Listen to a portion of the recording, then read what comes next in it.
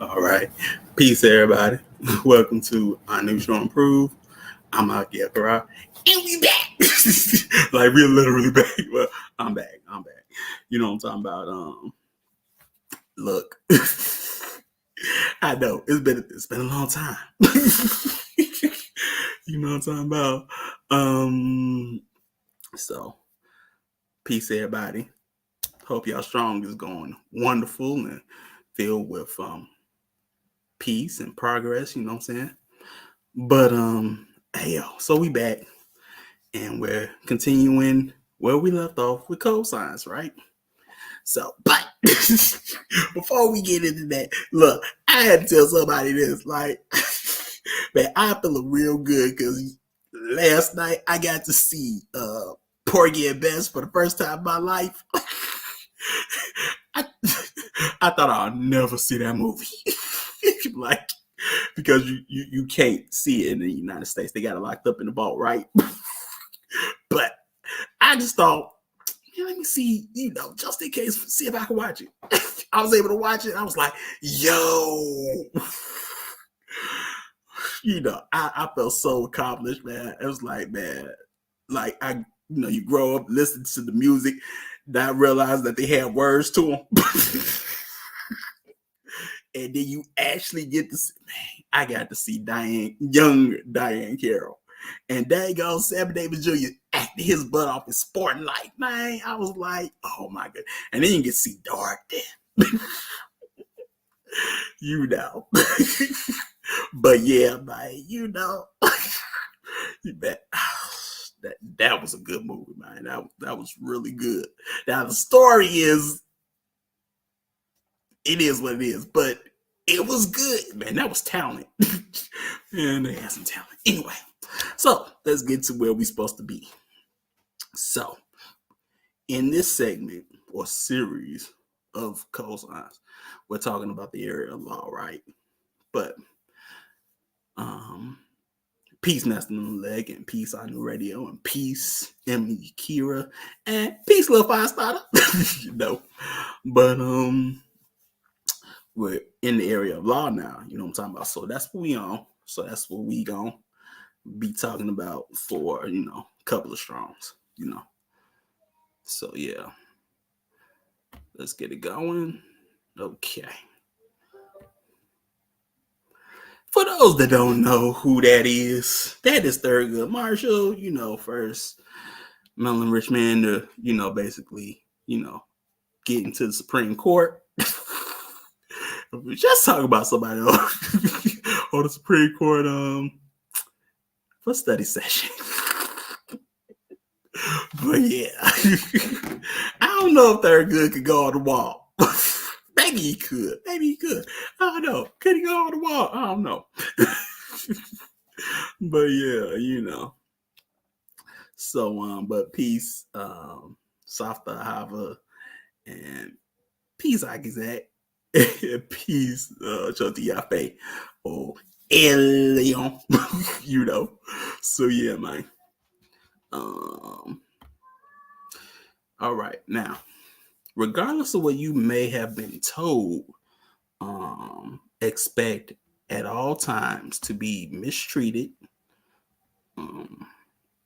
as a result of so-called laws and or legal systems that you are involved in and or subject to during the existence of the system of white supremacy, racism. Do not expect the truth to be revealed or used in a manner that results in justice or correctness through so-called lawmaking that is directly or indirectly dominated by a racist man and or racist woman, white supremacists collectively. Yes, I am in an undisclosed location,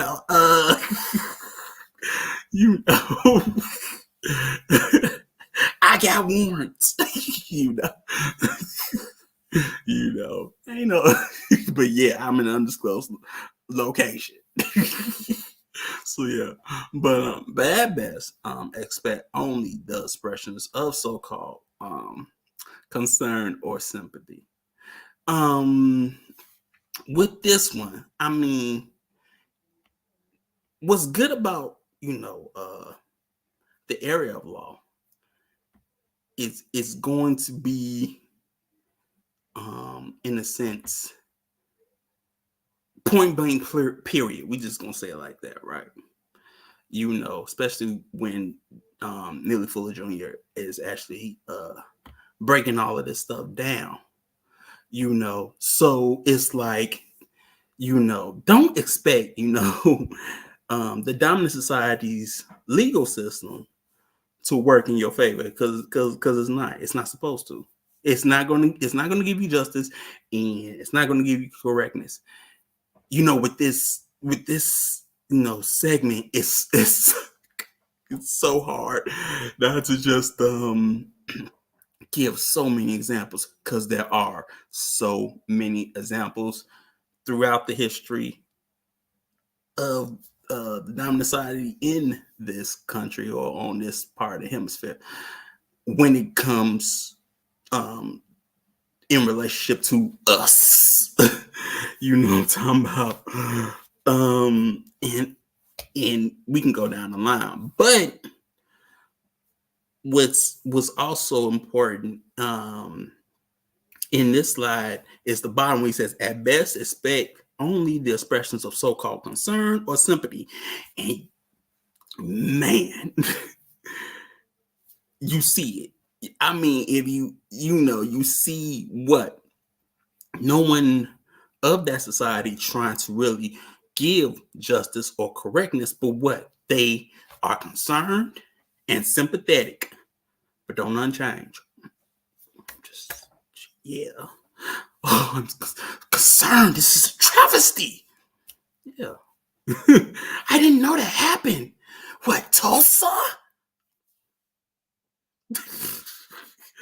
Rosewood? Never heard of that before. I can't believe, this happened and they allowed it to happen. Concern and sympathy. Or whatever, whatever they, was probably real to you or still in your memory or genetic memory. They only voice concerns and sympathy. That's why they probably voiced the concern and sympathy for Emmett Till, but you see that woman was able to live to the day she died. Just saying. So yeah, but peace, I get Isaiah. You know what I'm talking about? So moving right along. According to compensatory logic, a law is anything that is done. This means that every time any police person does anything, he or she is practicing, enacting, enforcing, etc., a law. Or whatever it is being, whatever that is that's being done. It is important to know and to understand that law is not the same as justice, which probably we get confused more than anyone because we expect justice under what? The law, statutes of the dominant society,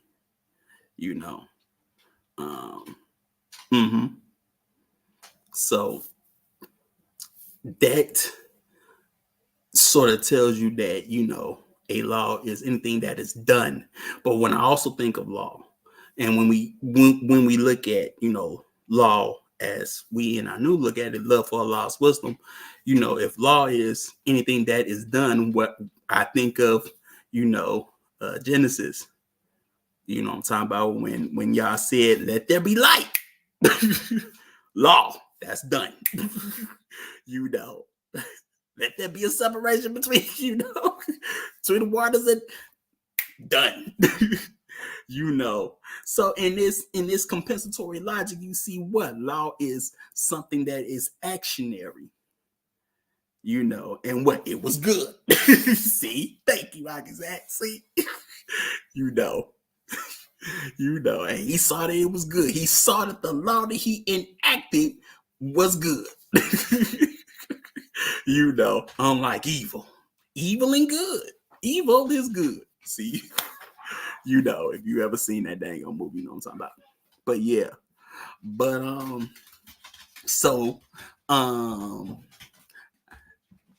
there is law, things that are done, but that don't mean that it's going to give you justice. You know what I'm talking about?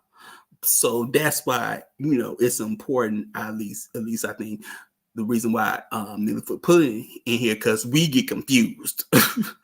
We want justice, and we have always advocated for what? Justice, like I said, under the law. Laws that did not have us our state or well-being involved. They could care less. You know what I'm talking about? So yeah. Now, justice is that which is done that results in no person being mistreated, plus that which is done that results in the person who needs help the most gets the most constructive help. Laws are a combination of things done that may or may not result in the establishment of justice.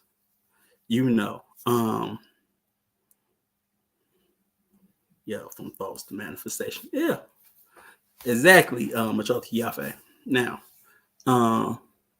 as he said, justice is that which is done that results in no person being mistreated.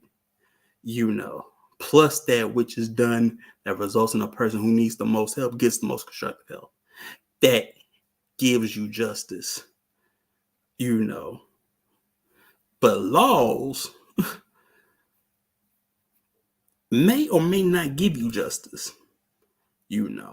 As you can see, man, I sure enough wanted to put that schoolhouse segment. The one, I'm just a bill. Yes, I'm only a bill. And I'm sitting here on Capitol Hill. Well, it's up. Well, But here you have, this bill, basically trying to level up to a law. And then try to explain the whole U.S. System on how you make a bill of law. You know what I'm talking about. But but just because you have, why the bill was becoming a law, he was not seeking what? To be maybe a just law.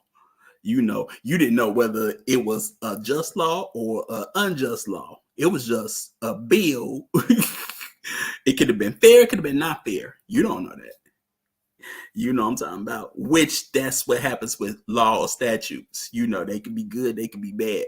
But according to whom and for whom? There was once a part of a statute that said you was 3/5 man.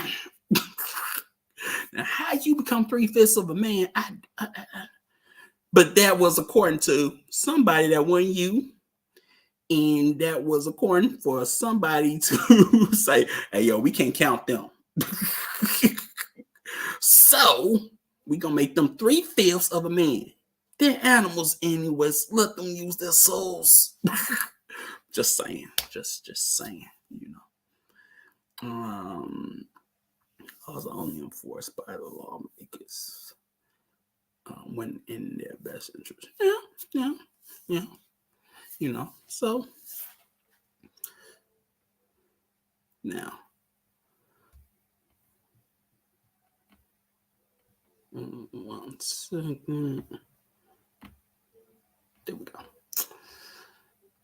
Study the laws or acts that are made by people that you are involved with, and produce ways of using those same laws in a manner that best promotes the production of justice and correctness, balance between all people, creatures, and things. Getting a Black's Law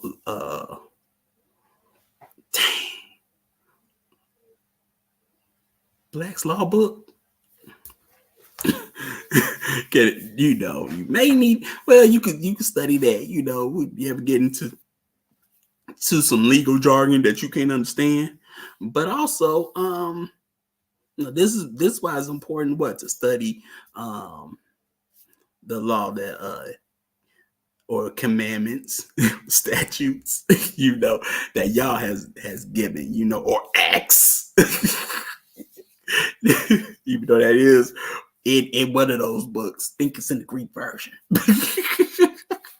You know what I'm talking about?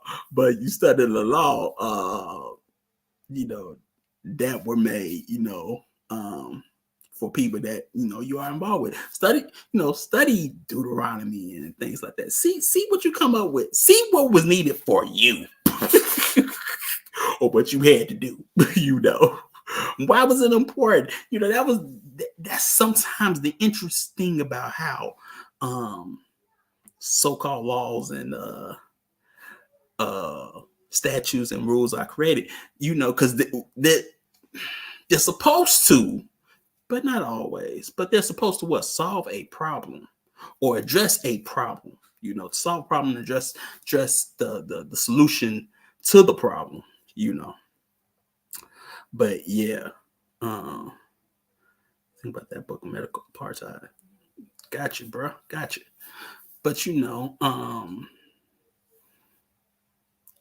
and as you do, see how it best promotes the production of justice and correctness, the balance between people, creatures, and things. There's a reason why you can't eat everything that's on earth. But what? But when you think about it, what does it do? I mean, yeah, there are unclean things, but what? It promotes what? Correctness.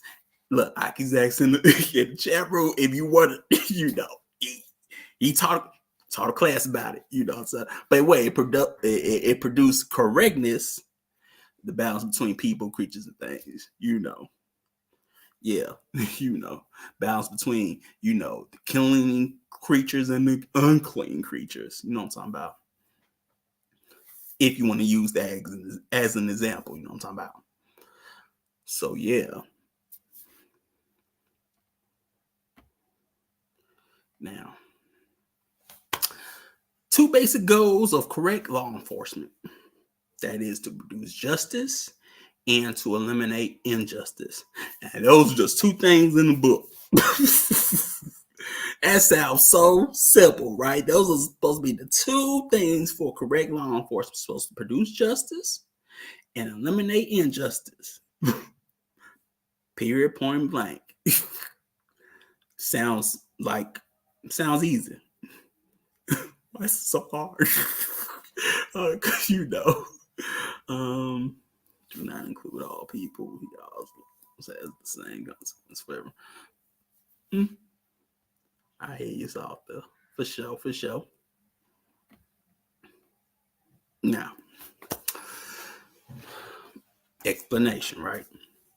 Laws change, but justice remains the same. A law is a tool. A law is a tool that can be used to produce and or maintain justice. A law can also be used as a tool to produce and maintain injustice.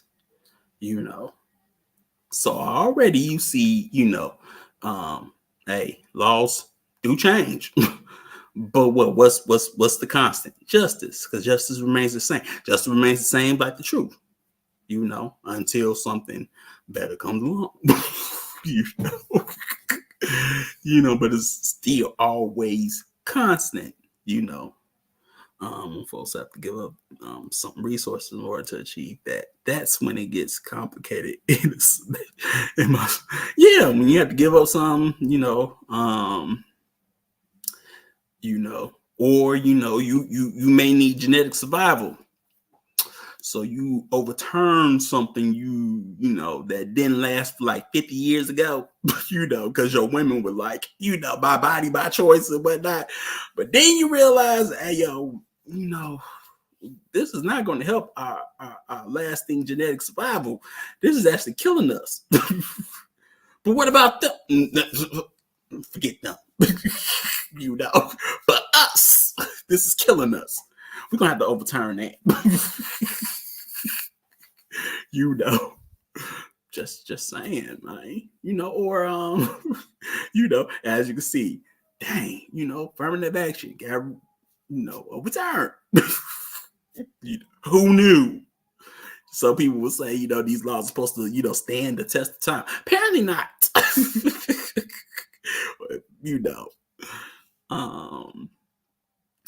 Hey, things like that happen. You know what I'm talking about? So, okay. Any law that is enforced by people in a manner that does not promote the production of justice and or is enforced in such a manner that does not help to produce justice is a non-law.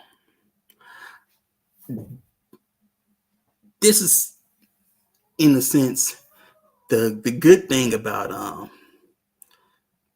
the book that Neely wrote, because he's already codifying, so you don't get confused. If you don't understand, anything that is enforced by people in a manner that does not promote justice is not a law. It's a non-law. If it does not help produce justice, it's a non-law. So it's like, there you go. That way you're not, I would say, worried about, trying to, when people try to have that middle ground, in a debate on certain, policies, as they say,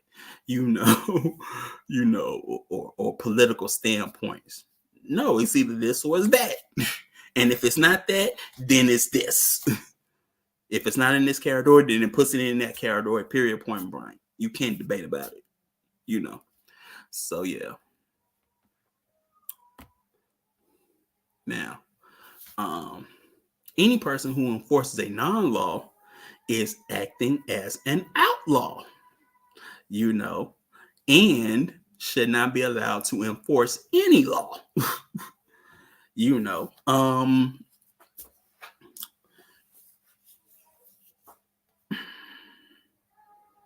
I think I did this in a movie Understandings, where I explained how outlaws were outside the law of the land or the law of the realm, at one point in time. So for I would say Neely Fuller, what he's saying is that any person who enforces non-law are already acting as an outlaw, and they should not be allowed to enforce any law. But as you can see in this country, people that enforce non-laws, and act as outlaws are still so-called allowed to enforce so-called laws that are not laws, especially when they don't give you justice, This is why you had to resort to any means necessary, because the government couldn't give you justice from you could say, the non-laws that they enacted. Malcolm told you about this, you know what I'm saying? So I have to create justice or create justice or create correctness, because these non-laws that I enforce are detrimental to my life. You could say life, liberty, and pursuit of happiness, but they weren't talking about you. They weren't talking about you. Okay, so let's get that clear.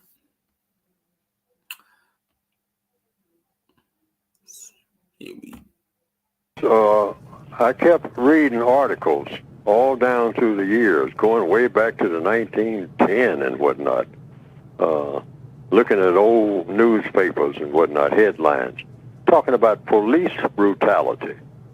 And I'm saying, but I call law enforcement, call police. That do I have a problem with police? I mean, there are police everywhere. Some type of police. Sometimes, some places, police don't carry guns, but they are called police. You know, the word police comes from politic. It deals with people. Being polite, that comes from police. Police are polite. That's what they're supposed to be. But now, a race soldier is a person who practices racism, but they will put on any kind of uniform or any kind of front because they are deceptive in order to impress you that they are something other than what they are.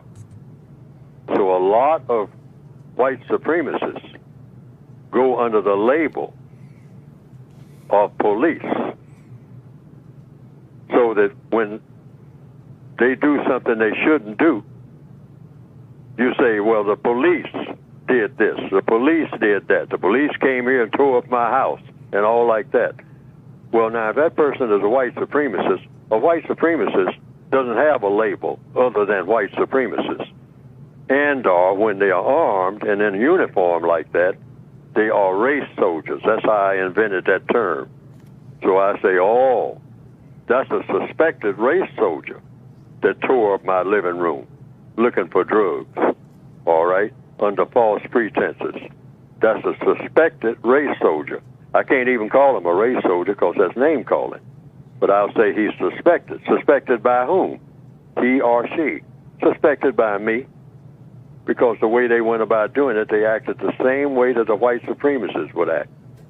And the white supremacists will put on any kind of uniform, a soldier's uniform, you know, of any kind, of any so-called nation. All right, they'll put on a doctor's uniform. They'll put on anything, a teacher's uniform. They'll act like they're a member of a religious group, Christianity, Judaism, Hinduism, isms that you never heard of, Islam. A white supremacist will pretend to be anything. And they will definitely pretend to be a police officer, a person who is a political arm, an arm of the political establishment with the correct intentions, protecting and serving, all right, in a constructive manner. That's what a police officer is. So you don't want to get police officers mixed up with race soldiers. That's two different breeds altogether. But a race soldier, definitely, since they are licensed to carry a gun and kill people, they definitely want to get in that type of uniform and go around pretending that they are police officers when really they are race soldiers. They're carrying out the mission of racism.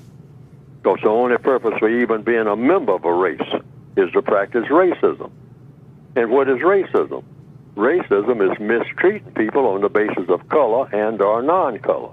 That's all it is. It's not good for anything else. That's why in the code it says black people should never say that they're members of a race.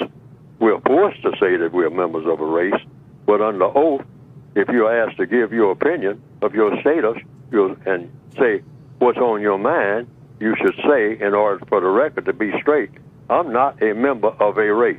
I don't ever intend to be a member of a race, because being a member of a race means you're going to practice racism. And racism means mistreating people on the basis of color and or non-color. Yes, sir. And I don't intend to do that. But the white supremacists have forced me to say that I'm a member of a race. I've never been a member of a race, if I tell the truth. Okay. But they made me that, and they made me say that. Why? Because it's to their advantage.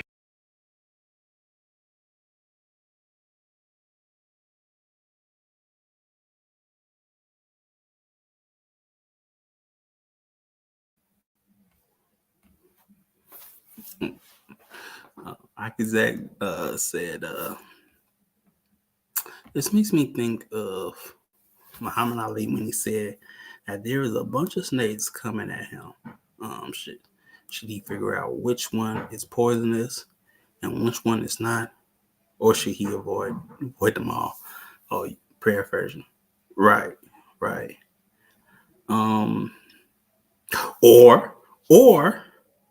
Or use Muhammad Ali's same example, you can look at, when he was drafted, to go to Vietnam. That was a big thing because he didn't want to go. Because mind you, that same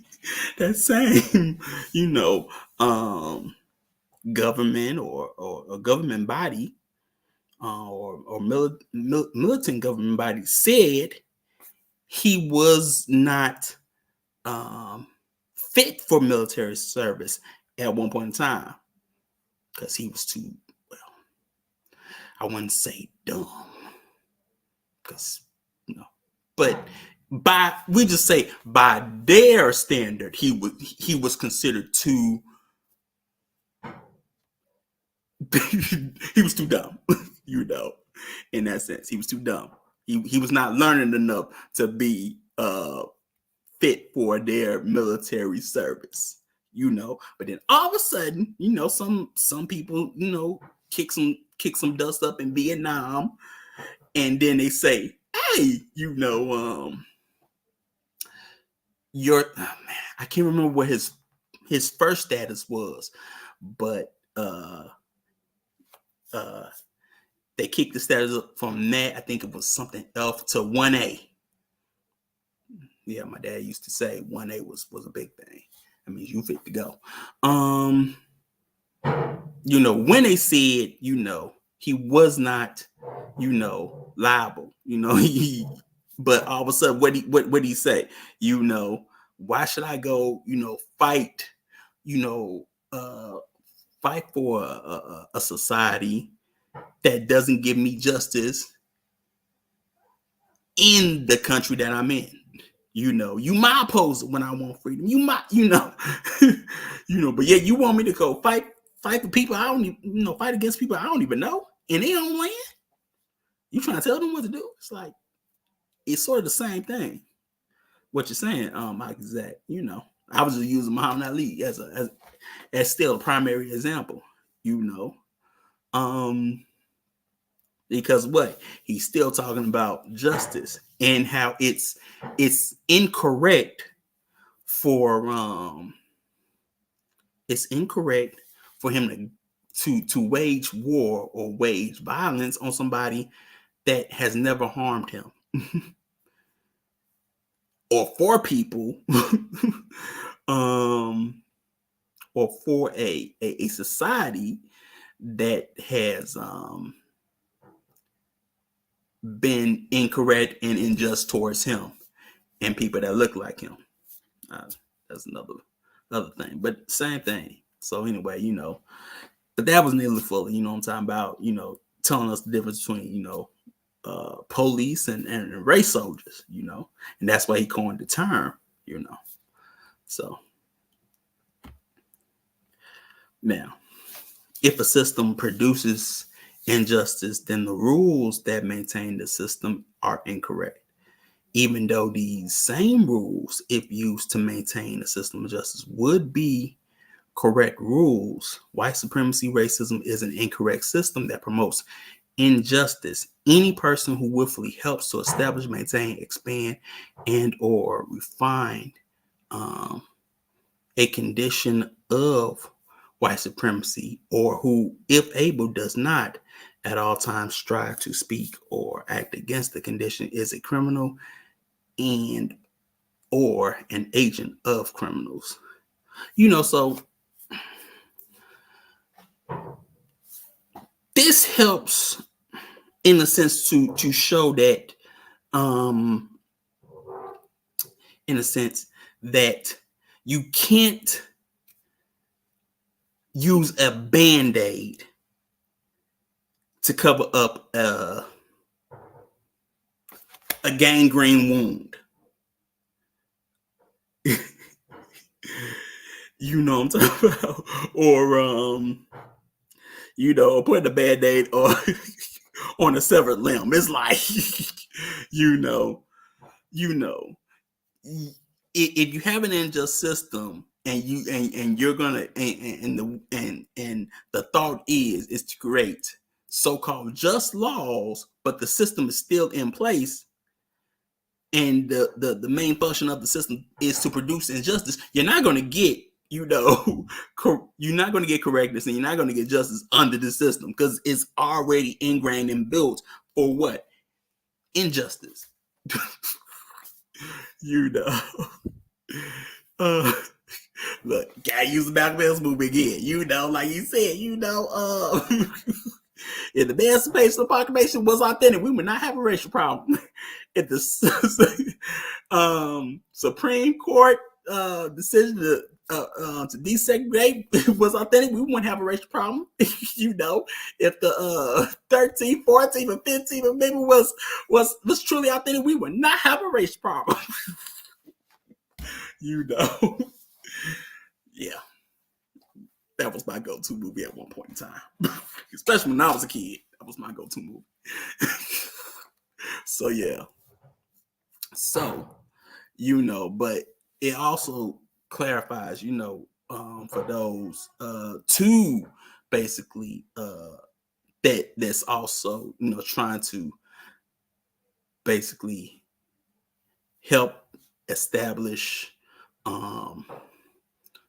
and refine the condition of racism, of white supremacy,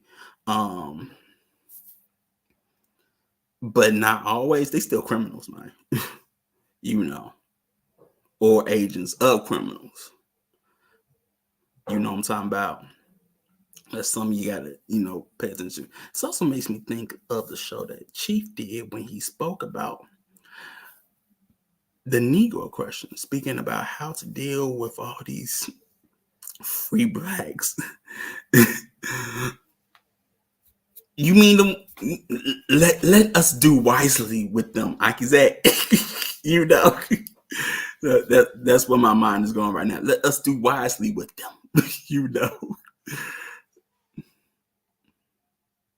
But peace to the chief. You know what I'm talking about already. Now, all comforts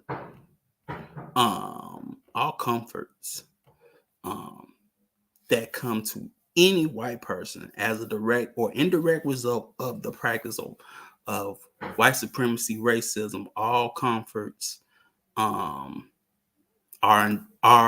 comforts unjustly received. Like I say, this in this segment, it really, Neely Fuller really shuts down a lot of arguments, because at least now in modern time, you would have those from the dominant society say,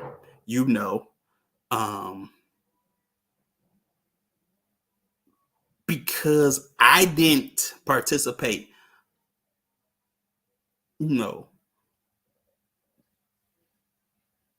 because I didn't participate in slavery, I'm absolved from that guilt. It happened this, or something like that.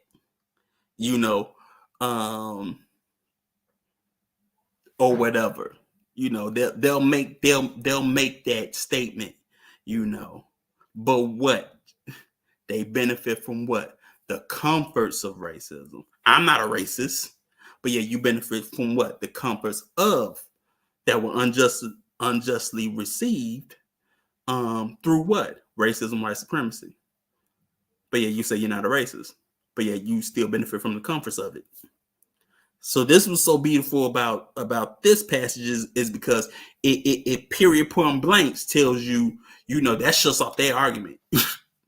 You still been like, I would like, for me, when you have certain people in that dominant society, and they will be like, it's a travesty what happened to melanin rich people or Native Americans or whatever, and then you're just like, so your ancestors did all this stuff to get this land or whatever, and and what, you just gonna dismiss it? It was all for nothing. That's what you telling me? And like some spoiled kids, in a sense where you got all these accolades, and yet it's like, oh, this is sad, but you ain't gonna give up those you ain't gonna give up those privileges or those comforts that you benefit from though. But what happens? You get concern and sympathy, but what you do not see any actionatory steps. You're never going to get any actionatory steps, especially when it looks like you. That's why other people can get dang on race laws, even though they don't have a systemic or ongoing historical account of racial killing or racial problems. But you do. But yeah, you don't got no dang on laws. Look, somebody beat them up one time. We got to enact this law. But somebody allowing you, say they, you assaulted them and you didn't do it, but you get hung, or they that's always the big one, and there's always some dang on fugly. Well, that's another story, but or they'll charge you with something that isn't true and just lock you up. Let's see. They'll say you looked at some female that probably wasn't looking good herself, and so instant, decimation of a whole town. You ran into this chick. Oh, we gotta bomb a whole dang on neighborhood. But there's no laws. And it gets so bad at times, we got to send in the National Guard. We got to send in the Army. That's how bad it gets. But ain't no laws for you. Somebody gets spit on one time because of some disease, and all of a sudden there's a law that quick. But there's proven historical, and it still goes on, But that interesting, isn't it?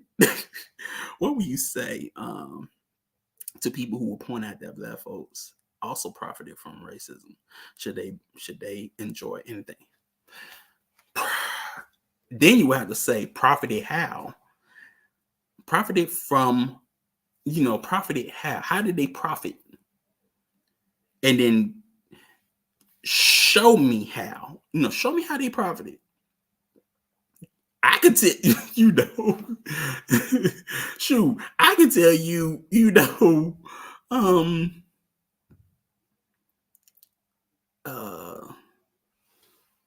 in one of Amos Wilson books, he points out the prison population and how the numbers rose after slavery was abolished. Yeah.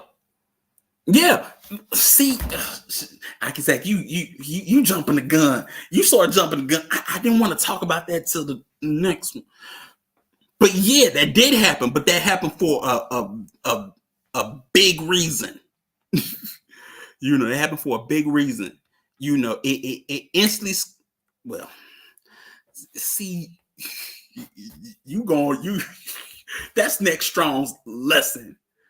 That's next Strong's lesson. Well, but yes, it did it did skyrocket. But you have to go into why it skyrocketed. There was a reason why. They would say even some but yeah, that it did, man. It did skyrocket. But yeah, I wanted to get into that. So yes. But yeah, so that put me off, because now I'm thinking about it like, man, I'm just gonna save it now. Now I want to talk about it. But yeah, I gotta say that for next Strong, because it goes more into it. But yeah. It's all right, I can say. It's cool. You look, we all still learning. You know what I'm talking about? But yeah, I would say also to your question is if logically speaking, if so-called blacks have profited from racism, you could say, well then why why have they not progressed? Why they in the same situation that they were in, pretty much, after slavery, it's like, okay, you so-called progressed because of racism. Now you be like, how? No, explain. Go.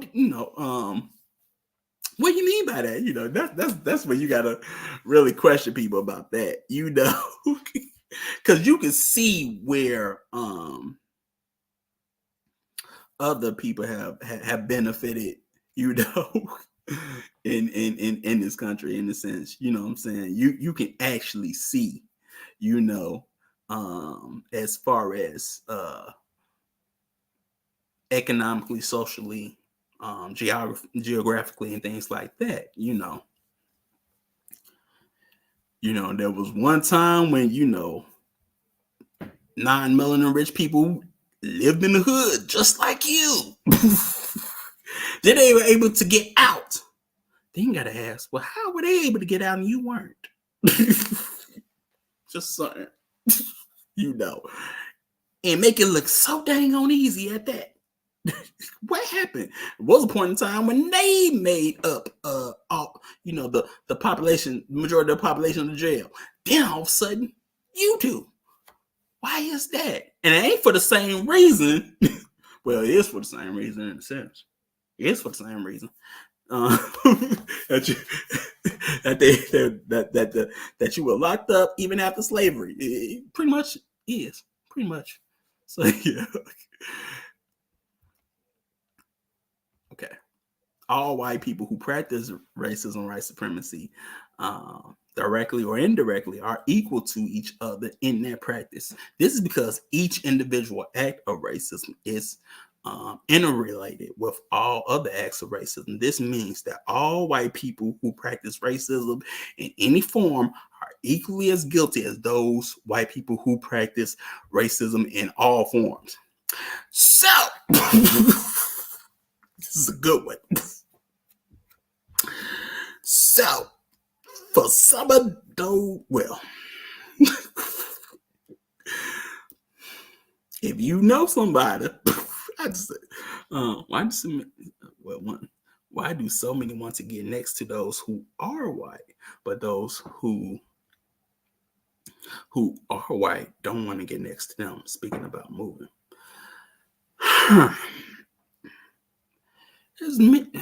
One reason is because of economics or resources.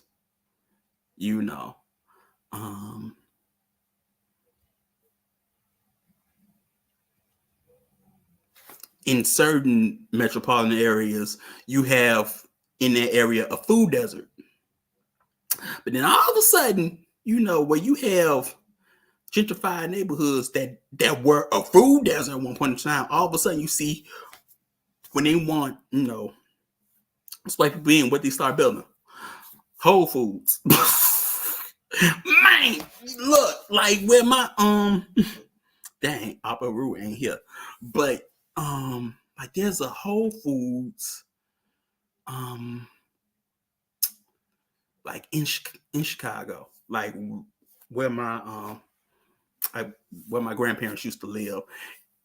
And I would be like, there was nothing there. Like you had to travel for, but all of a sudden, bam, Whole Foods. Where they get the money from?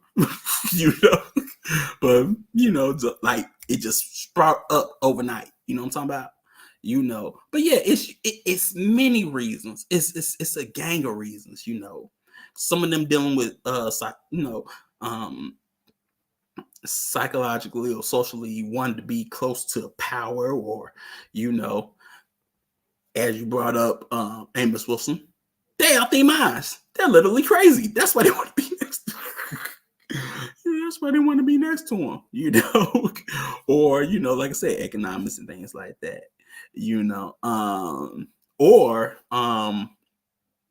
you could say a false sense of protection, because what do you see when white people move in? There's a police presence, but there's a not police presence. It says they're there, but they ain't bothering nobody. when they in your neighborhood, they bothering people. When they in their neighborhood, things all hunky dory. How you doing, officer? Things like that. But it goes, of course it goes deeper on the powers that be. Are like, our people need to eat, and we'll bring you jobs so you can serve to them. Exactly. You'll be the one working now.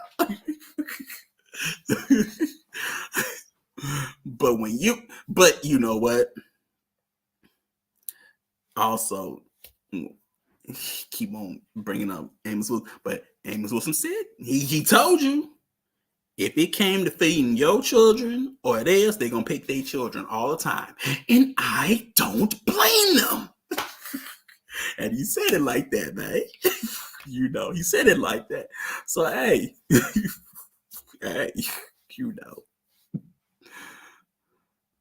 But yeah, man, this was right here, also decimates people arguments in certain areas. Maybe we get into it when we get to that area, but in areas of sex, we just say it like that. So if you participated in something like that and you know what I'm talking about, that makes you racist too. Just, hey. He said practice in any form. And that also goes in in any area of activity as well. That includes that form. So if you try to give them a pass, no, doesn't work that way. But yeah, if you have participated, yeah, you're lumped in with the rest, because they're all interrelated. Say what? Say who?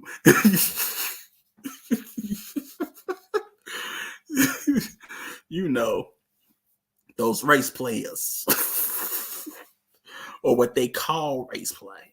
Fuck it.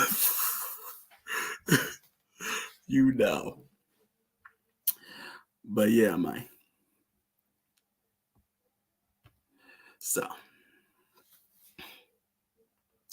do not apply the word police to any person who is brutal. Do not apply the word police to any person who is a racist or a racist suspected white supremacist. Do not apply the word police to any person who enforces any law in such a manner that justice, balance between people, is not the result. Already, that's period. That's period, point blank. Because why? What you see is that you have people that have that title, and they're brutal, and they don't produce justice, and they're racist suspects, or they're just blatant racists. Eldridge Cleaver had a thing for that, in the book Song on Ice, for sure.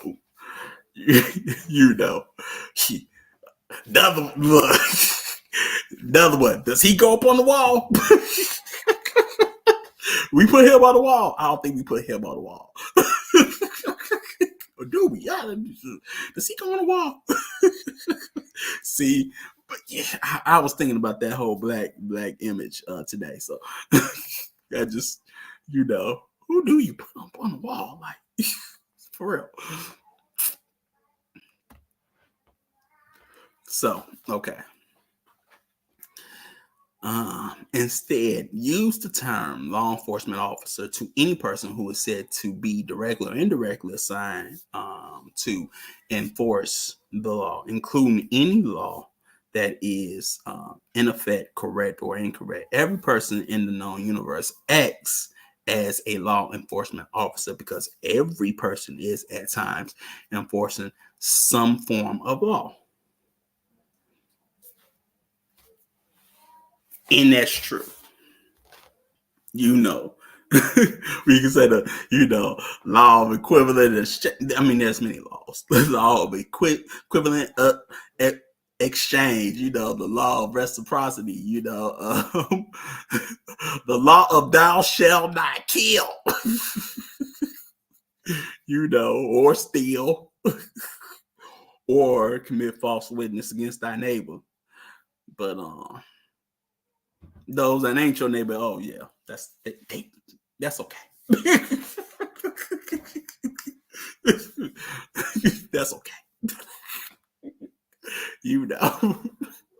But yeah, logically speaking, we're all law enforcement officers in some shape, form, or fashion. In that sense, he gives like the example of law of compensation. See, but yeah, the law of gravity. The law of gravity. I can't fly. So I am enforcing the law of gravity. We all are enforcing the law of gravity in a sense.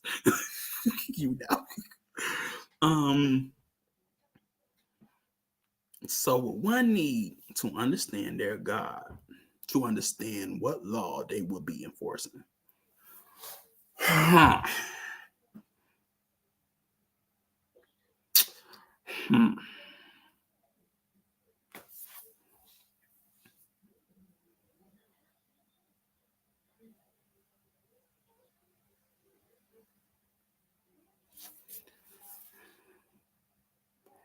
Well,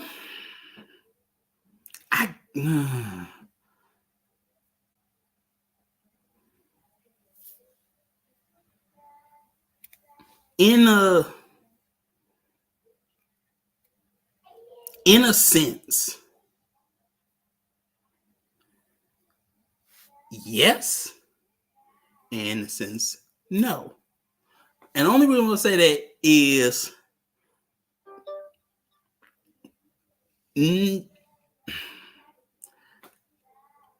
no, in a sense, if you have that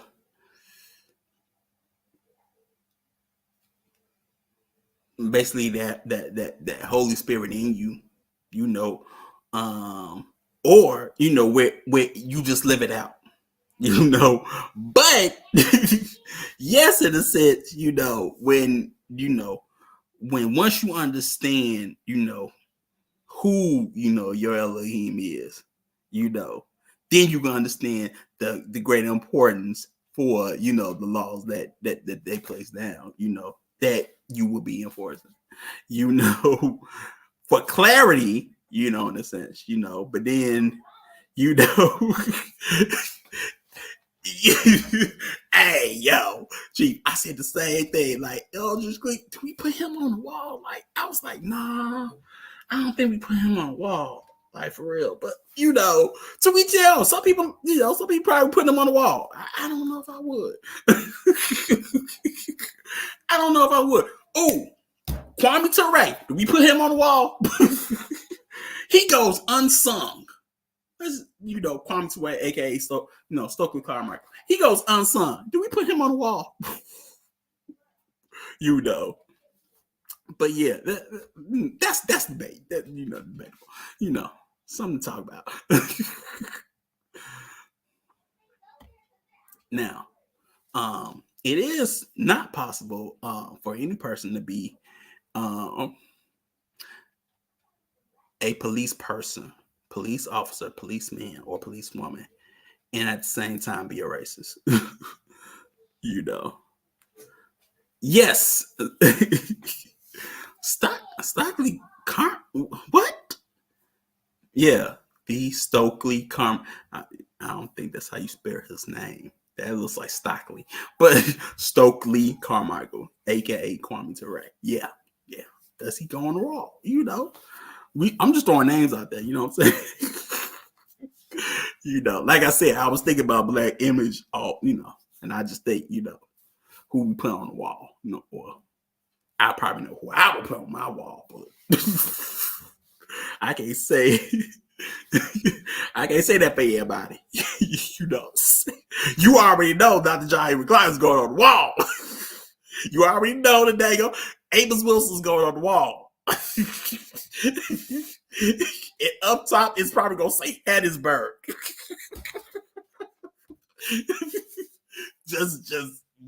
just cause, okay?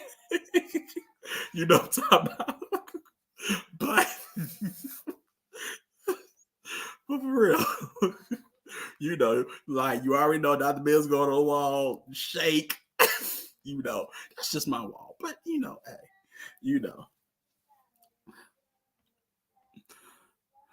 But in this slide, you can see that, at period point grade, you cannot be a so-called police officer or police person and not at the same time be a racist. There's a conflict there, we'll go further into it, but there was a conflict between a police person, because a police person enforces justice and eliminates injustice. You can't be a racist and do that at the same time.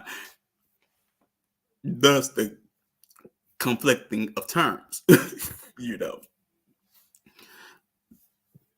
I just felt like I saw something else. I'll be butchering names. Yeah. Because I've seen the name so much, of course, it is what it is. Look, not all. Look, it's English. It's okay, So don't beat yourself up about it. If you feel bad, just think of it like this: it's English. It's supposed to. It's English. It's English. It's English. How you gonna get that right? For real. Think about it. It's English. How you gonna get it right? How you gonna spell something right in English? English, So yeah, it is what it is. But yeah, but this helps. Like I say, it once again, it helps to separate the races from what policing or police. And that's why a racist can be a law enforcement officer, but they can't be a police person or policeman, police officer, whatever, conflict of interest, contradicting of terms, etc., etc. You know what I'm talking about? So, police are people who seek and find truth, and who use the truth in such a manner as to produce justice and correctness at all times and in all areas of activity. Racists, however, are people who practice white supremacy. White supremacy is promotion of falsehood, non-justice, and or correctness based on factors associated with the color or non-color of people. So this is why you cannot call a racist a police officer or anything like that, because they don't seek and find truth, and use that in a manner for justice and correctness. They use it for injustice and incorrectness based on the color of your skin, whatever they don't like. Yeah, because they think their race is better. Whatever, whatever, by those factors, all of them. Look, all of the above. Bam. You know what I'm talking about? Especially for those, you ever had to take a test and you got all these answers, you don't know which one it is, you just all of the above. You like, they could be all of them. Well, all of the above. Even if you don't know the question, all of the above. So yeah, man. But also, 1 second. when I thought of his definition of police,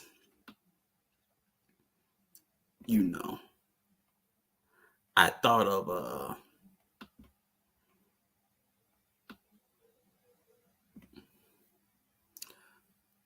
well, I'll get into it in a minute. Let me get to this other slide. Okay. Law is anything that is done.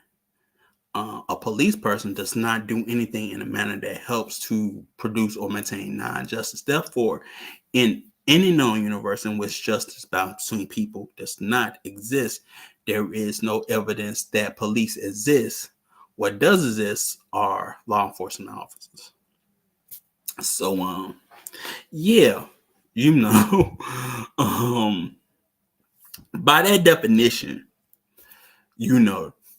that shows, in said society, there are no police, and that only exists are those that are law enforcement officers. It's sort of like also in the previous slides where it says, basically, you participate in an act of, racism, white supremacy, small or non-small, still interrelated. That already shows you that sort of in where I thought of that, there are no innocents. If you come for if you have comforts and rewards from it, there are no innocents anywhere. You can't say that you're innocent, or ignorant of it. That's another one. There are no innocents anywhere. No, don't worry about me. But that's what I kept on thinking about. There are no innocents everywhere. If you benefit from the rewards and comforts from it, you're not innocent. It's all interrelated. And the same applies here. But when he was talking about police, for some particular reason, I just thought of prophets. Like they were like police. Each one of them had their own policing style in a sense. It was like, what? They was always trying to promote justice, correctness among the people. Hey, yo, do this, do that. Yo, what is you doing? What did y'all tell you? What did y'all tell you to do? And you didn't do it. Oh, so David, you think you know better than y'all, huh? Oh, just a bunch of stuff.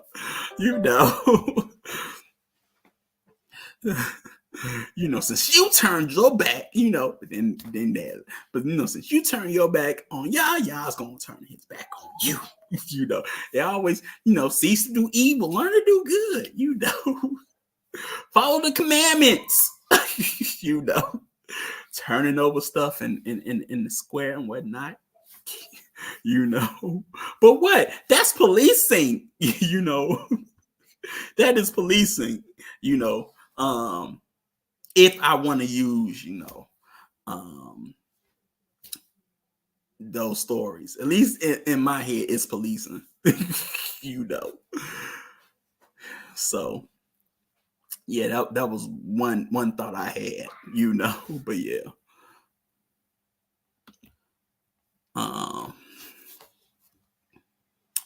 A law enforcement officer, however, is a person who enforces a law in such a manner as to make the law effective. The law or act that is enforced, however, may or may not help to produce justice. In a known universe in which justice does not exist, no person can truthfully claim to be or correctly be regarded as a police officer. No law among the people of the known universe has resulted in the establishment of justice. So yeah, you just got, while doing this, especially with this part, it reminded me of that dang on video segment she did when he was outside, and you know, a young, maybe a youth, remember something correct, youth got, you know, hemmed up by the police, and he was filming it, and then one of the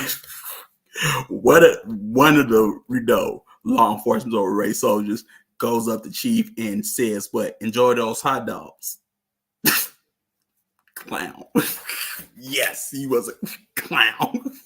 You know, talk about, but yeah, you know, you know, that's what you have. You know, law enforcement officers don't mean that you know that they're being effective at, you know, maintaining or enforcing an act, you know, that is unjust and incorrect. The appearance of the law must be maintained, especially when it's being broken. You know, remember, this is why it is a non-law. This is not love for a law's wisdom. Now you can see this is why this is not love for a law's wisdom. Well, of course it ain't. You know, but you know, you have this. You know what I'm talking about. You know, you have these police officers, and you know that they are not they are not anything in their name, but they are law enforcement officers.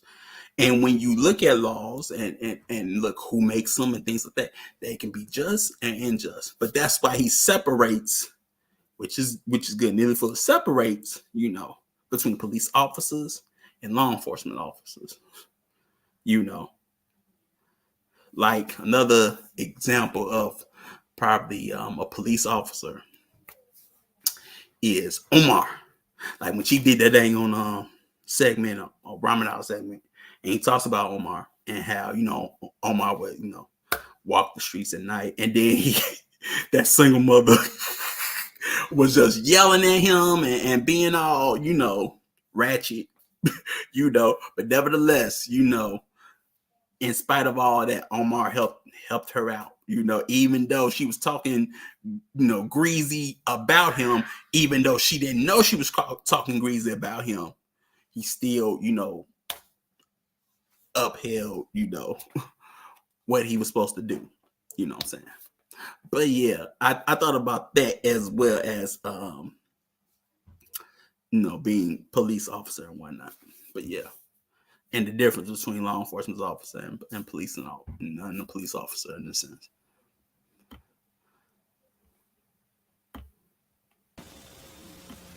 You know, whites, as I've indicated, think that they are nonviolent people.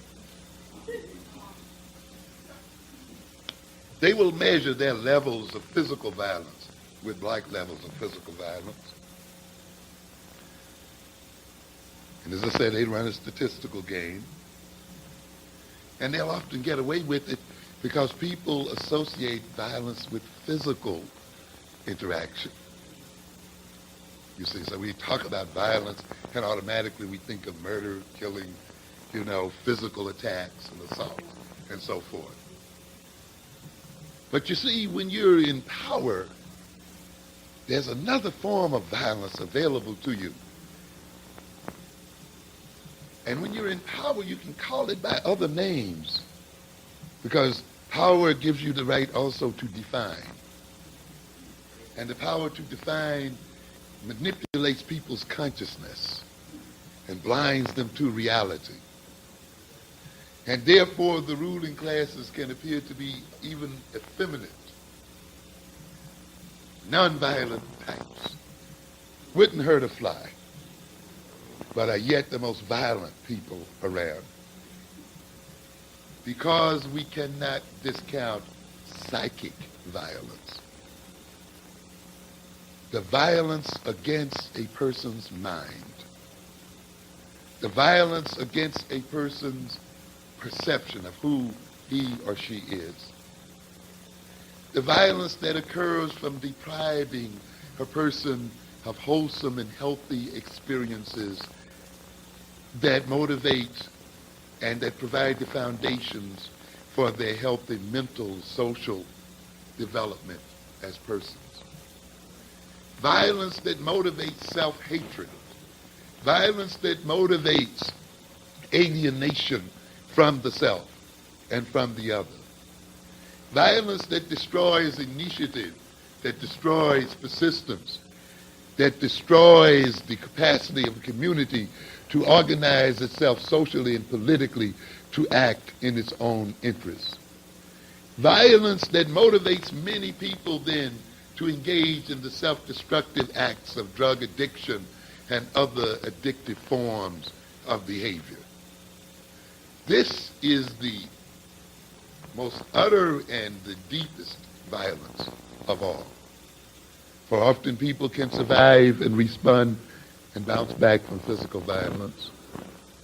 But the violence done to minds from the very first days of birth and from the very first years of life are extremely difficult to change.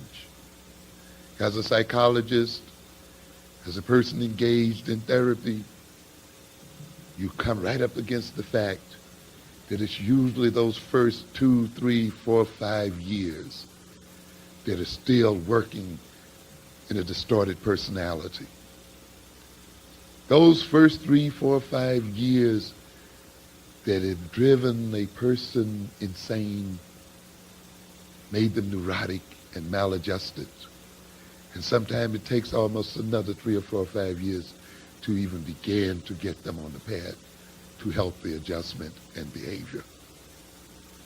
A type of violence that breeds violence in itself and makes it appear that violence is self-initiated.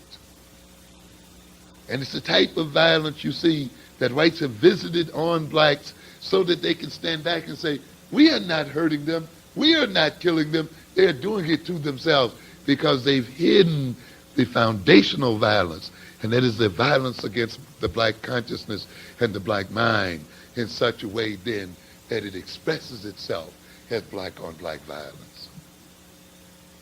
This is the violence that comes, as we talked about earlier, from projecting black people as the major problem in this society.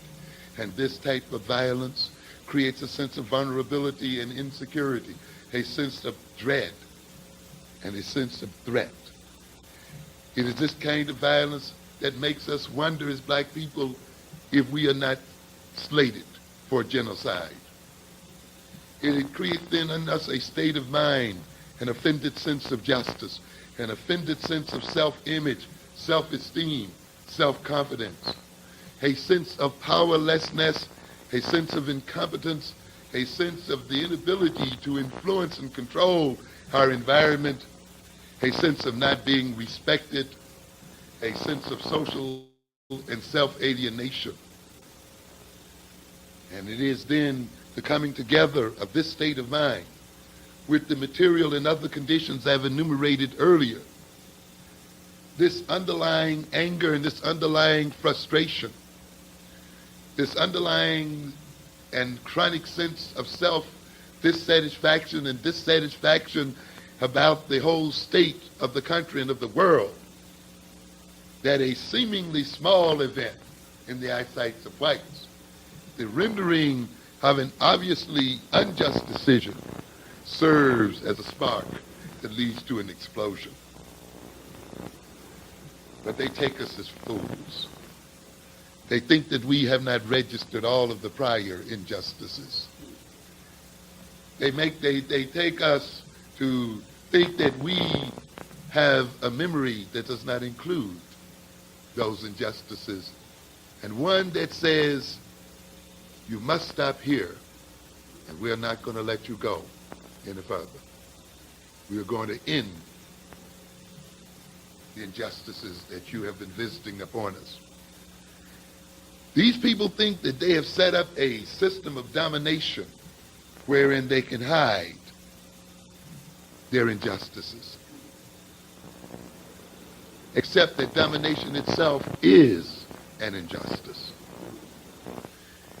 I have to say one thing here, and I sort of have stated in other forums, when I've seen our people respond to Pennell and respond to the other injustices perpetrated by this government and by its courts, that we can march around these courthouses from now until doomsday,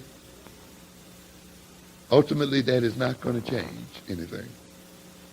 While we must protest and let the system know that we object to injustice, we cannot let this be the end point of our protest, or else it will never stop. We will be protesting forever. Sometimes I'm a little disappointed by leaders who keep marching us around these courthouses and who keep talking about justice, no peace. Because there's this assumption that they can permit the white male to remain dominant in this system, that they can permit the white male to maintain his monopoly on power. And at some point, in some way, he will be just. They do not see the contradiction that it is injustice itself that is the foundation of a monopoly on power. That it is injustice that makes the monopoly on power and domination what? Possible. And that you cannot leave a people in power and with a monopoly on power unless you leave in place an unjust system. So ultimately, if you are to get justice, if we are to get justice, we must remove the white boy's ability to be unjust. Because as long as he has a monopoly on power, he must engage in injustice to maintain it. And this is the basis of my conferences on power. Some of you may have heard me at the slave theaters. I laid out this thesis. We may explain and reasons why whites are what they are and why they do what they do. We can talk about sun people and ice people. We can talk about people protecting their genes, and these theories have validity, so I'm not attacking their essence. We can lay out all kinds of explanations. But from my point of view, the reason why white folk do what they do is because they can. It's because they have the power to do so. And all our explorations as to why they are doing it, how they came to do it, and talking about their cold, icy natures, or talking about their protection of their genes, is not going to change this fact. It is the nature of the power relationship between African American people and European American people that makes injustice possible. And therefore, if we are to end this injustice, we must end the power of these people to be unjust. And therefore, the thrust must not be asking them for justice, but breaking their arms and making their being unjust impossible. And consequently, the focus of our attention and energy then should be on the development of power and the creation of power. And instead of studying too deeply their psyches, we should study power as subject matter, its development, use, and application. For power is the very essence of life. No life is possible without it. And to ignore power, to ignore its development, to ignore its appropriate use, is to ignore life itself and ultimately invite death and destruction. We live in a system here where black people have been made to think that power is a dirty word, and that to discuss power and to talk about its cultivation is a sinful activity. Well, you must get over the propaganda that's created this attitude toward you. We will end it here then and recognize that the LA situations were types of revolutionary activities and possibly pointed to revolutionary change. Not all revolutionary acts or acts of revolt are successful in forcing policy changes, much less in overthrowing governments. Mass uprisings not aimed at revolutionary change, which have little or no ideological content, no plans for general reforms, are subject to failure. Revolts are easy targets. Such revolts, that is, revolts without ideological foundation, without ultimate plans and purposes. Such revolts are easy targets for existing power structures. The mass revolt without a social program, with limited leadership capabilities. And we are a community here that somehow just expect leaders to sprout up out of the ground instead of training them, and expect people to do the right thing instead of creating institutions to train and bring about the people to do the right thing and preparing them for doing the right things.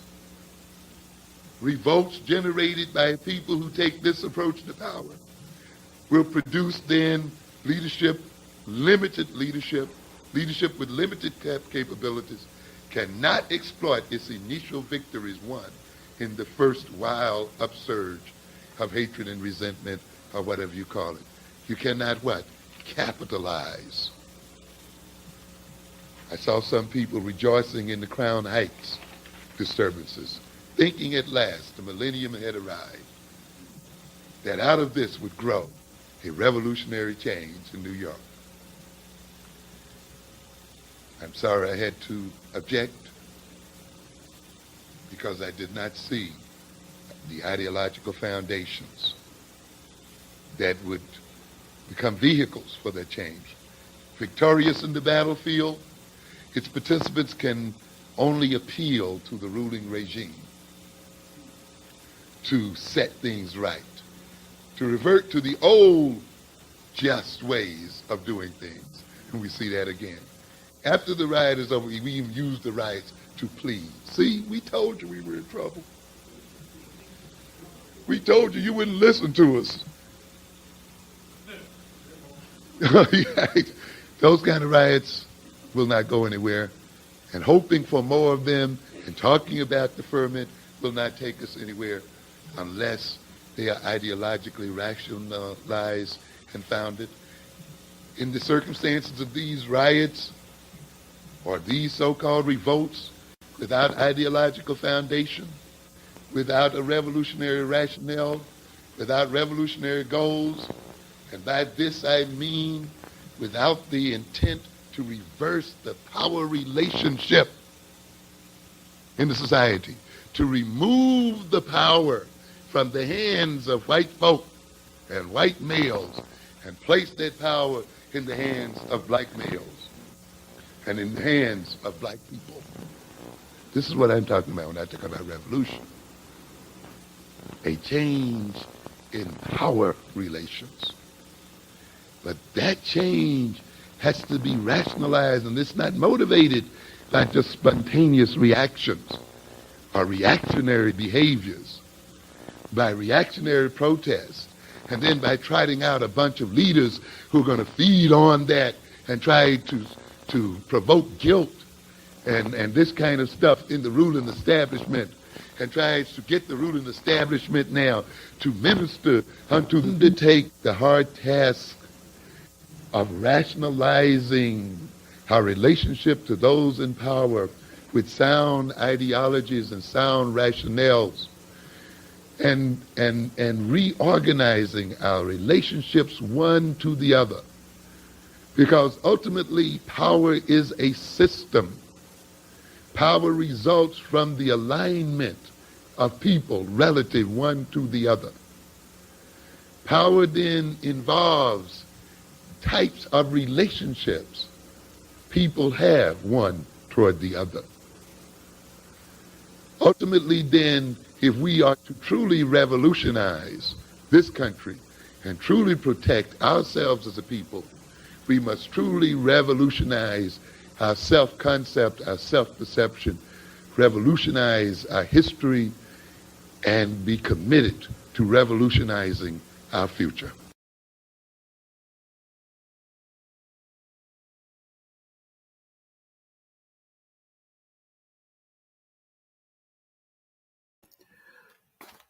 so that was Dr. Amos Wilson, him coming with it, you know what I'm talking about. But in order to maintain control, you promote liberalism to the rest of the world. They must seem like they are doing it to themselves. Paraphrase. Yeah. Reminds me of Lawrence of Arabia when they took Damascus, but did not have the infrastructure or personnel in place to properly run the city. Yeah, you could say that, masculine elect, but also you can say, um, they would be they were being played anyway, because what thus you get what the Balfour Declaration, and the lines, or the marcation, country markations that wasn't drawn by the people but invaders. just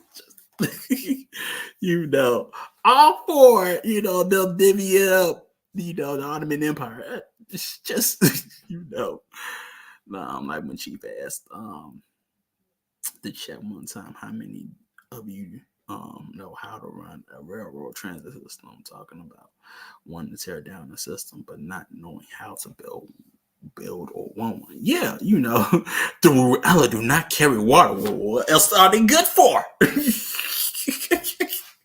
you know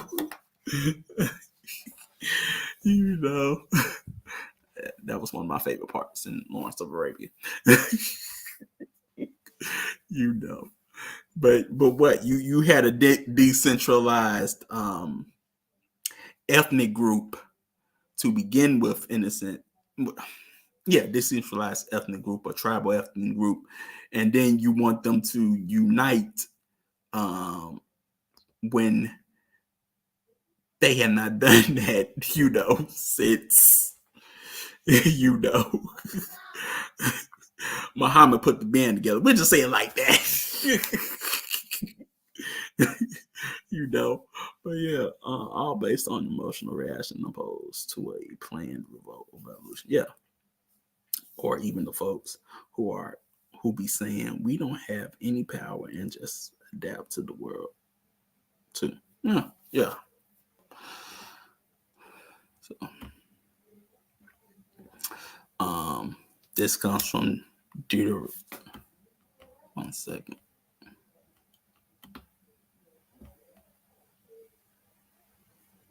Oh, there it is.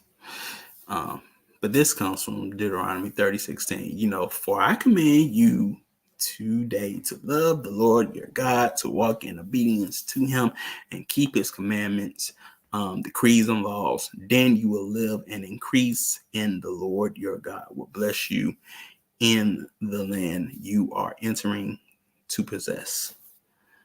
It's that Deuteronomy.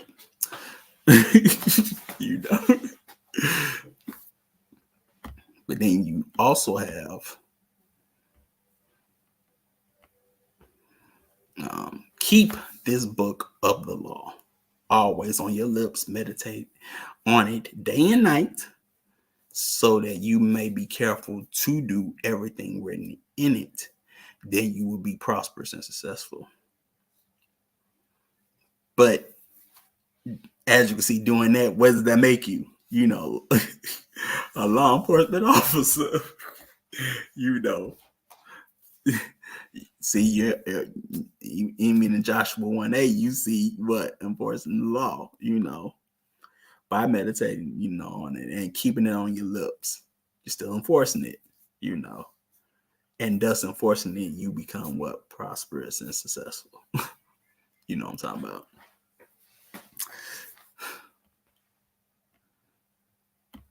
So I always suspect that a white person is a white supremacist, racist, if he or she approaches you with a weapon.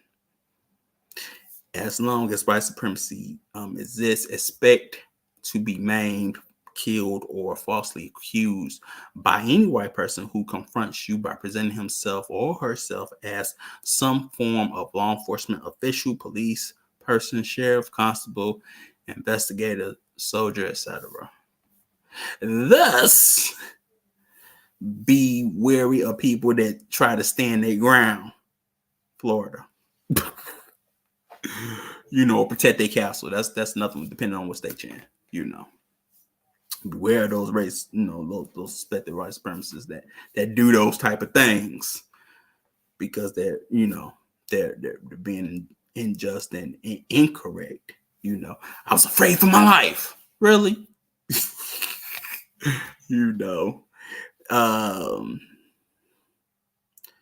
But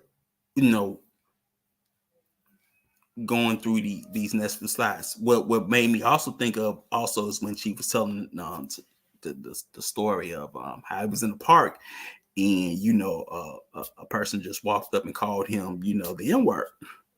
Now we know, and I know, you don't call Big U,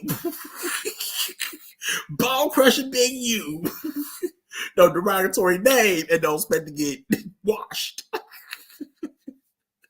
with the blood of the lamb or with them hands. You just don't do it. You just don't do it. But instead of giving homie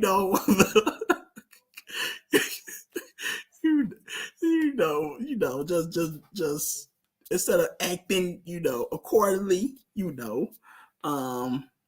or reactionary with violence, he did nothing in a sense. And because anything could have happened to him at that point. They could have lied and said what he did this, he started it, or anything like that. He could have been dead, things like that. He had to think about those things, Thus, same thing, same rule apply. When dealing with people like that, expect them, to say anything and everything, to prove that they're the victim, and that they will basically well, they'll lie.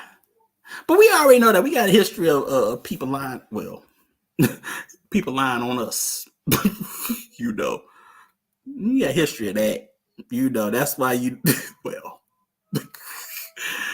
that's why you got to be wary of them, because that day, it's like that part of that dang part in dang back. Look, going back to back west, that part of dang back west when he was talking to Sophia. So when you gonna start Harlem rape system? Malcolm, let me feed you. No matter, she still went for the money. She married him. Went for the money. The money. From a cynical mindset.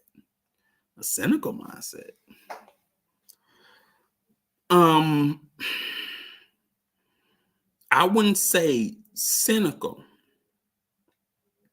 I would say solution oriented. You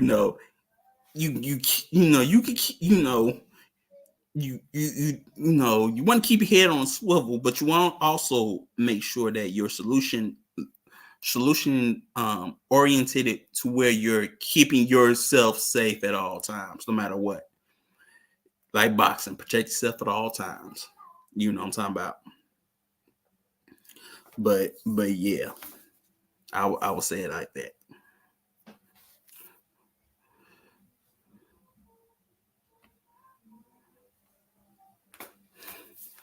So, if a white person says that he or she is a police officer but speaks or acts in a manner that indicates that he or she is not a police officer, but a white supremacist racist, consider him or her a suspected race soldier, a suspected white supremacist who pretends to be a police officer. That should not be hard to do. you know, you know, growing up in the city, or doing such jobs, you see them, you know their names. Like we work up north, on the north side, and my dad knew all the sergeants' names because they were always bothering him, So yeah, but yeah, man. So.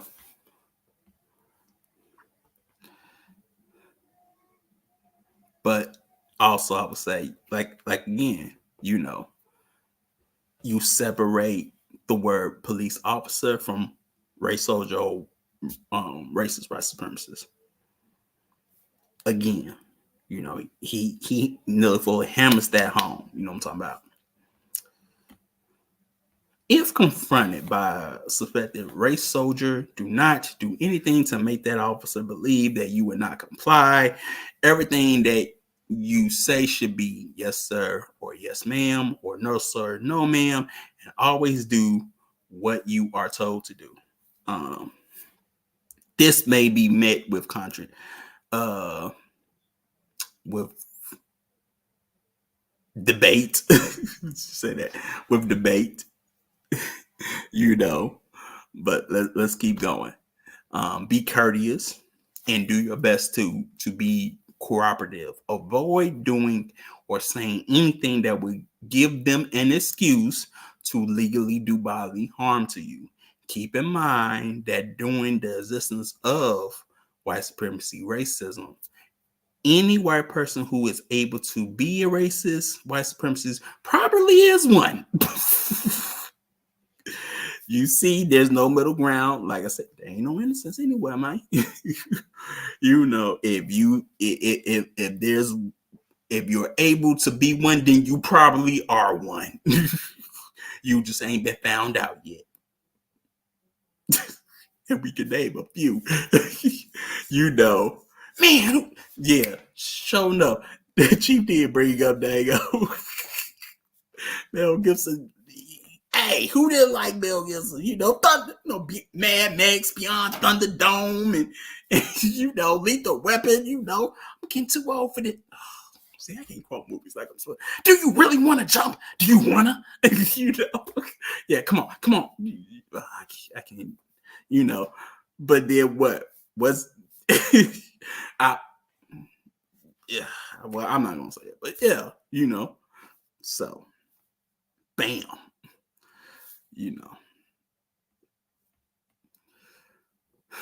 So if you're able to be one, then you probably are one.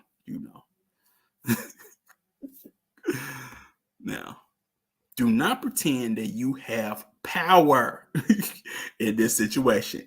That logic tells you that you do not have.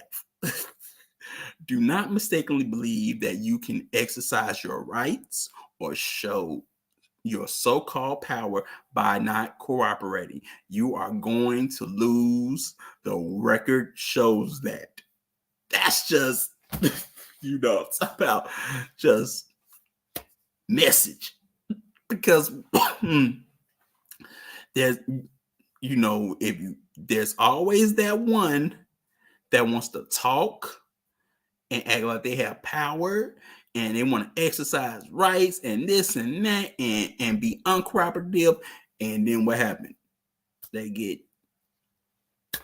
hemmed up.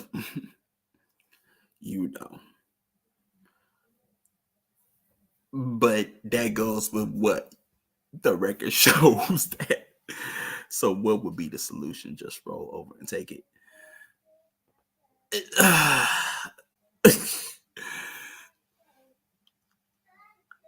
I cannot just say, just roll over and take it. Because what? The record also shows if you roll over and take it, you're still putting your survival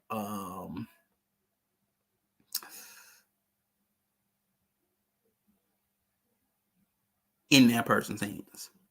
And that can also be detriment to your survival. That can also put you in danger. You're in a catch-22. You know, even it's like you're in the catch-22.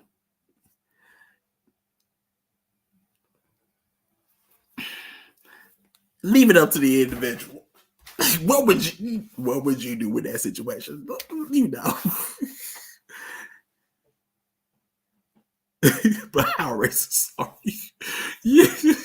How can we gauge that? Is that a 1? On a scale of 1 to 10, you sort of middle of the road, 5, but yeah.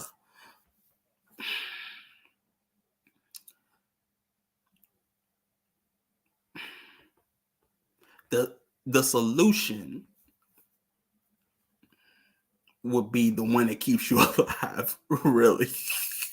Keeps you alive and out of jail. You know.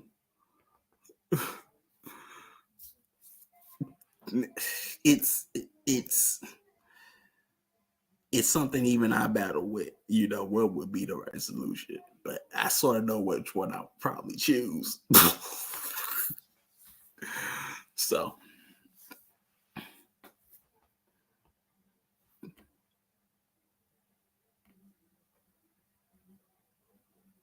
now,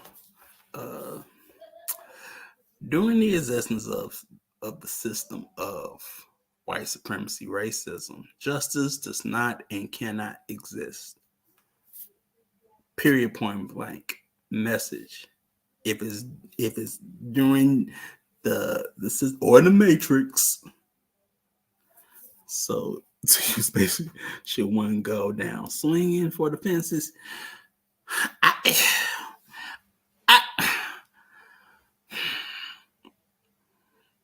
I can't tell a person should want.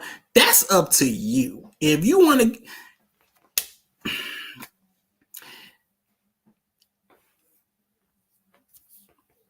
It's like where you want written on your tombstone. You know what I'm talking about? It's like where you want written on your tombstone. How you want to go out. If that's how you want to go out, hey, that's how you want to go out. Some people don't want to go out that way. It's up to them. But hey,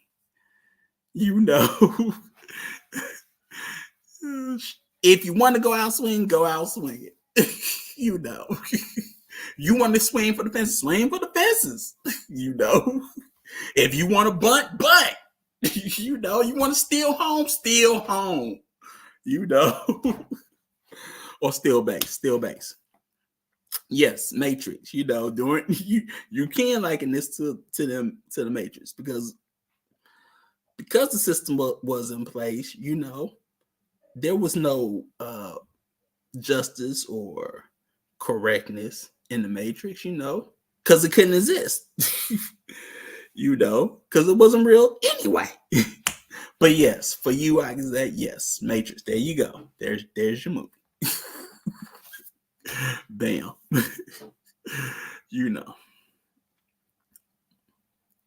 His movie is The Matrix. like I have not called him Morpheus yet. But it be in my head the whole time. Like, okay, Morpheus. You're not Neo. Yeah, okay, Morpheus. Like, dang go Boondocks. Dang, Morpheus. But yeah. So why the system is in place, there is no justice, and justice cannot exist in the system. Like I said, i.e. the Matrix. You know what I'm saying? So don't expect it to. That's Chief. Chief is no. Chief is not Morpheus. He is Chief Turner. Chief Truck Turner. That is Chief. AKA Shaft, AKA Superfly. You cannot cross movies.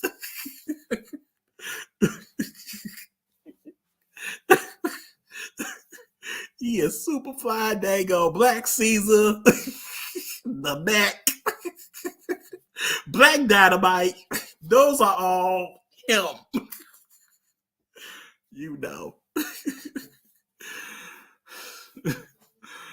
So yeah, man.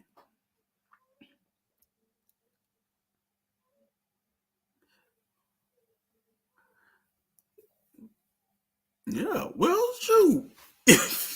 There you go. Told you we all got our movies.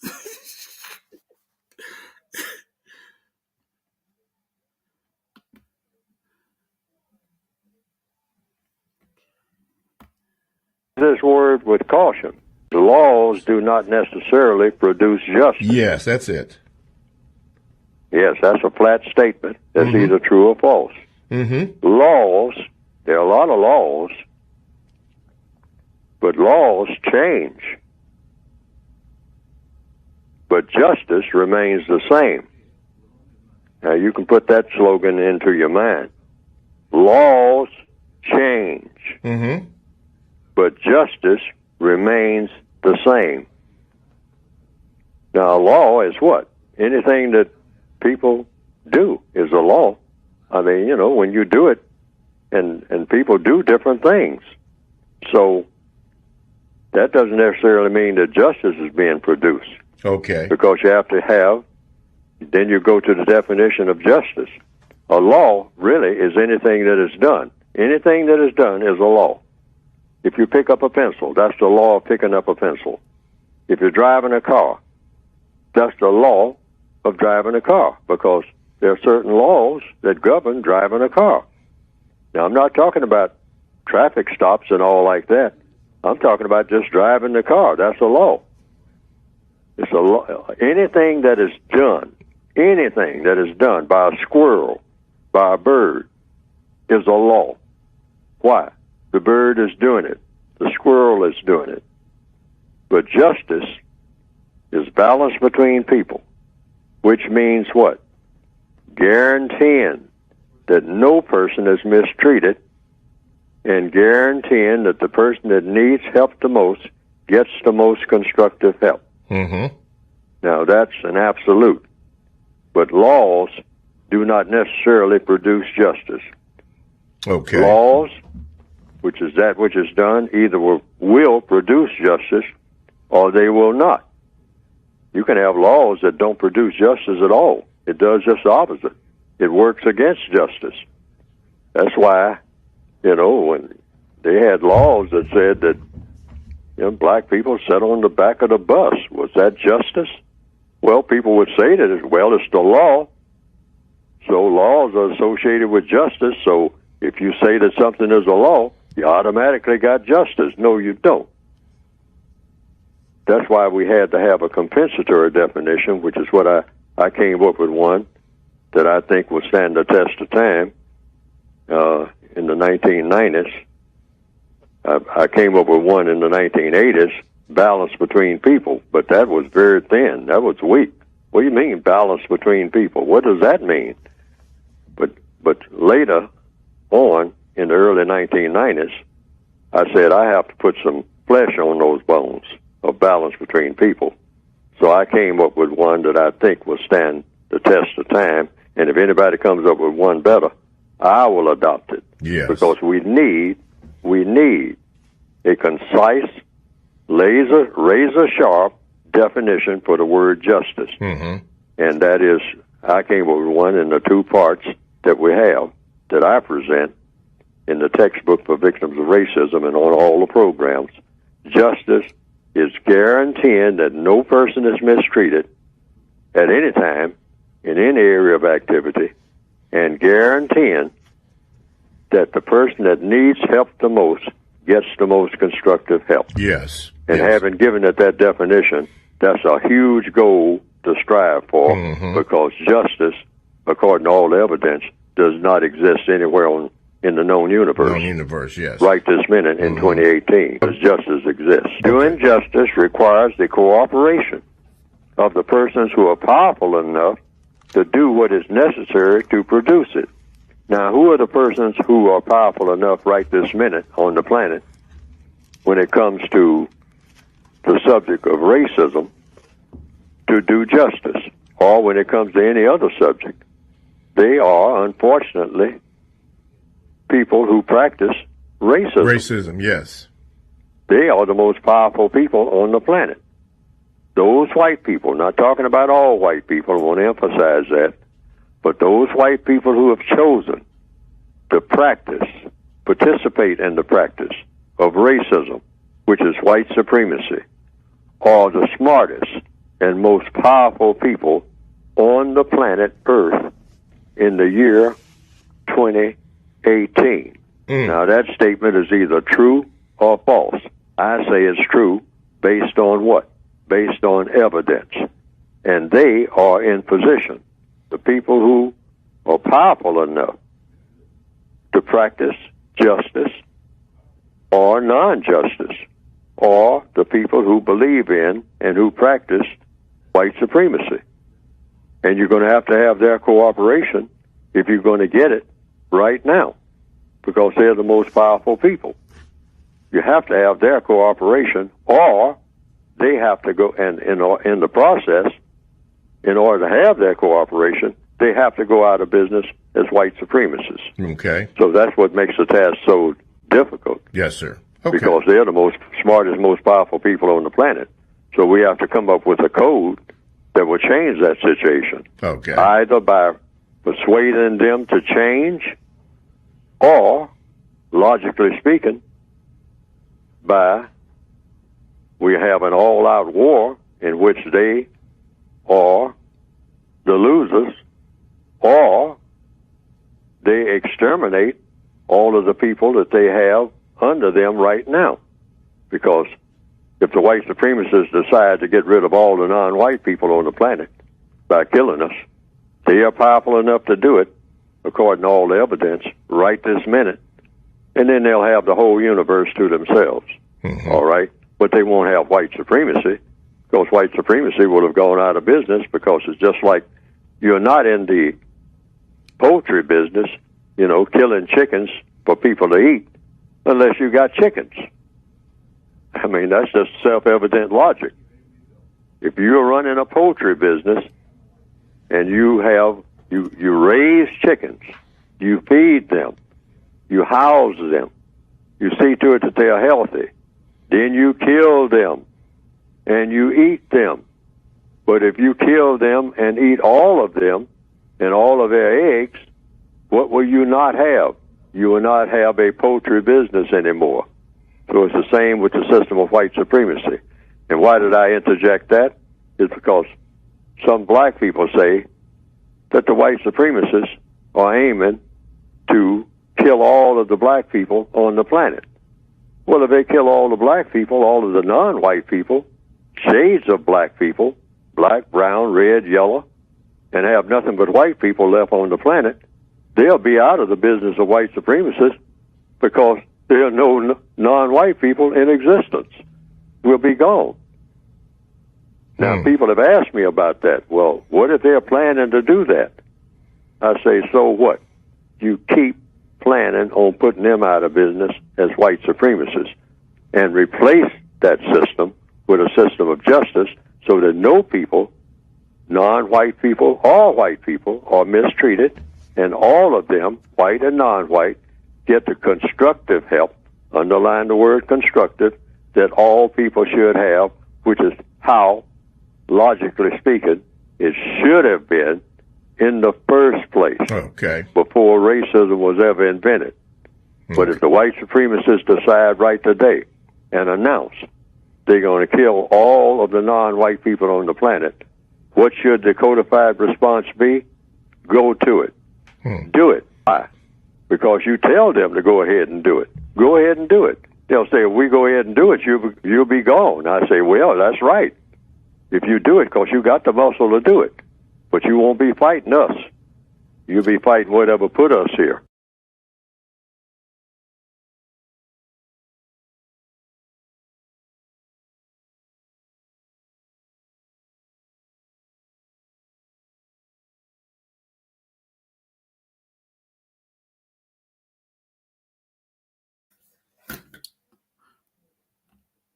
Okay. So to answer your question, like I said, I would say his definition isn't a socialist ideology based on everything that Neil Fuller does. is through logic. So if he comes up with this definition through logic, you know, and not some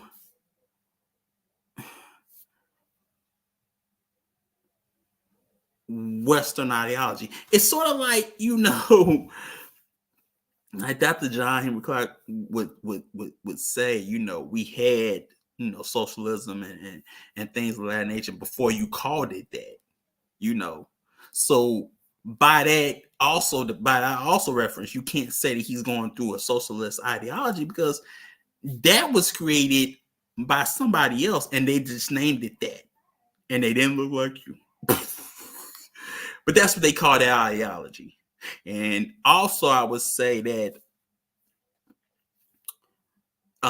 based on his logic and how he views the application of it, it's not the same thing as a socialist ideology. And you can tell that just by all the countries that have adopted those, you know, ideologies. They, you know, the practice of it is so different from the ideology. You know, like I would say, you know, yeah, you know, communism sounds good on paper. It sounds good on paper, you know. But then when you see historically how it was acted out or applied, you be like, whoa, whoa, whoa. And that's all of that. you know. You know. So I would say, no, you know, you can't say that his you know, his definition is based on the socialist closer to ego. Here you all of these are Western terms, like you said, by the Diamond Society. He's not he's not basing his ideology on Western so-called terms in a sense, or Western ideology. So you can't say, is he egalitarian? Is he an egalitarianist? Is he you know, is he a socialist? You know? Does he have any history of that? Like, what does it's like? You can say, you know, you can say those things, but those things or those concepts mean so much different to us. Socialism means different with us. It's like, you know, it's like Dr. Clark saying, you know, talking about how, you know, we created no word for jail because nobody had gone to one. What's jail? You know, or orphanage, you know, like, what's that? Doesn't mean that you do not, you know, that you did not take care of the orphan. Of course, you had orphans and widows and things like that, but you produce something totally different from workhouses and orphanages, like in Oliver. More, please, sir. I want some more. You know, Oliver, I do anything for you, dear. Anything. You know, you gotta pick a pocket or two. You know, you know. So yeah, you can't look at it like that. You know, I think once you do that, you know, you miss it. You know, you sort of miss it if you try to equate it to a non-melanated equivalent, then you miss it. If it was a socialist ideology, then a white person could do it. If it was a socialist ideology, then a white person could do it or fail at it. It's just, you know, if it was that easy, you know, they would adopt it, you know, just like they did communism, even in America. You know, they adopted, you know, they had communist parties here, you know. and things like that. But what, they didn't take root, But then again, you had the Red Scare, and it was like, you commies gotta, And then it was weird is that you got people in this era that would call, liberals commies. Like, you're not your grandfather. What you don't know nothing about that, or why they said, well. But yeah, man, for sure. But yeah, man. Join us next strong.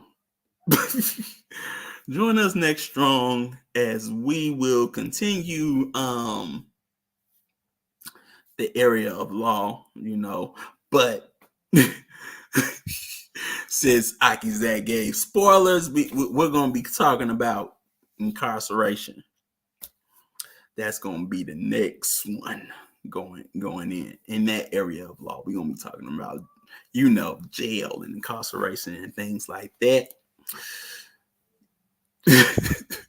Which is so vivid and real for us.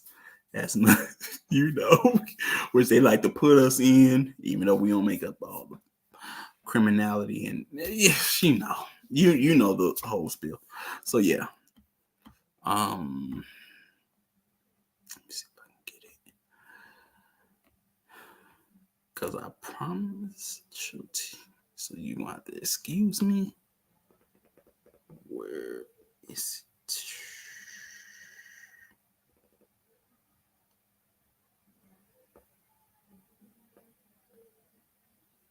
They took it off? Maybe they took it off. It's not there anymore.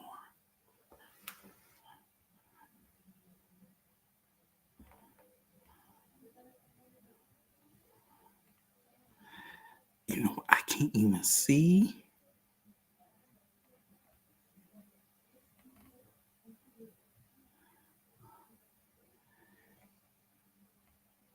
I want to make sure I get the right clip. I hope they didn't take it off, though.